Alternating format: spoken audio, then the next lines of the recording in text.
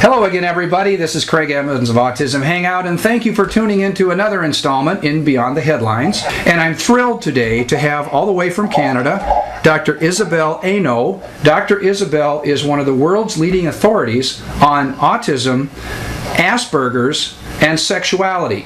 And where for some people that may not make sense, for people on the spectrum, especially Aspies, when they reach the point of sexuality, if you thought it was tough to get along with the normal world, when you start including the nuances of sexuality and flirtation, it really changes things and it gets very confusing.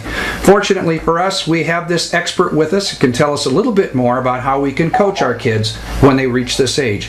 So Autism Hangout, I'd like to have you welcome, please, Dr. Isabelle Henault. Dr. Isabelle, thank you for coming on today. It's my pleasure. Thank you for inviting me. Well, first off, you're up in Montreal, but I also know you do work with Dr. Tony Atwood down in Brisbane, so Montreal is home for you?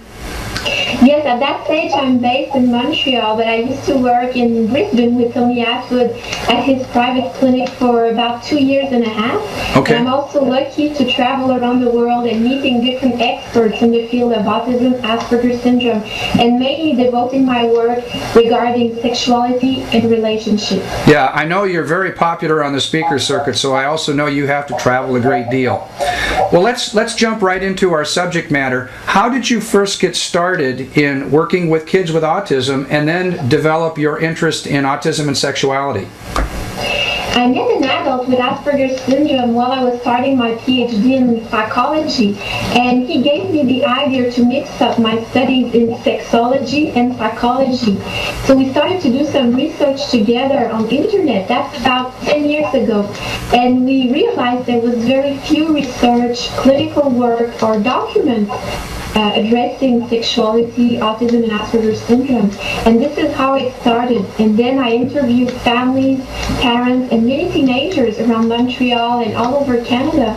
And most of them mentioned the great need for support, intervention, and education about social and sexual skills. So this is how it started about 10 years ago. Well, I know that you're an enormous advocate for sex education, and you're also an advocate for counseling. You work with kids today on the spectrum, and you talk about sexuality. If you were to offer 2 or 3 pieces of advice or wisdom to parents and caregivers about their child's sexuality, what would you say? How do you get them into thinking in terms that will help the person with autism understand sexuality? The first thing I usually mention to parents and families is to be open about sexuality. I know it's a sensitive topic, and in general, when we talk about autism and Asperger syndrome, families will say that already they have so much to work. You know, they have lots of things on a daily basis, giving support to their children and eventually teenagers. But unfortunately, what I've realized through my experience is that sexuality is at the bottom of the list. But when teenagers will start to reach puberty, but also for some young adults, there will be a need for education, information, and support. So my first tip to families is really to realize that sexuality is part of a normal development for the majority of these teenagers. Even though they are on the spectrum, they have curiosity, they have needs, and we need to address it. The more we avoid it, the more in a way we will create situations where they can become vulnerable. Vulnerable for abuse, but also for misunderstanding, or eventually some of our clients may display inappropriate sexual behaviors because they lack of experience and information. So I'm not excusing all their behaviors, but most of the time I realize that there's a huge lack of information because the subject is still quite taboo in a way. And my second tip for parents is to have open communication between themselves and also other professionals who are involved with these children, teenagers, and young adults. Because I believe sexuality is a general topic and it's not reserved only to some professionals. Everyone should work hand in hand to collaborate for the benefit of the teenager or the young adult. Now, you've written a book on the subject, and the book is entitled Asperger Syndrome and Sexuality from Adolescence through Adulthood, published by Jessica Kingsley. I'm assuming in here you have tips as to how to approach the subject and how to bring certain things up. We all know that that our kids are generally rather black and white about things, and something like sexuality will make them uncomfortable.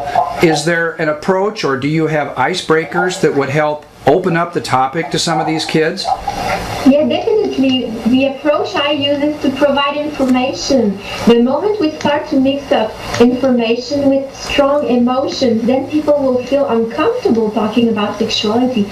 Remember, these teenagers and young adults, and even some children, they are curious about sexuality. So once we provide information and guidelines, they will feel quite open about it. And if you feel okay about it, then communication will work very well. In my book, I also provide information about puberty, normal stage of development, in a way to normalize sexuality, because many parents are so afraid of sexuality that in a way they can put more emphasis on the negative aspect of it.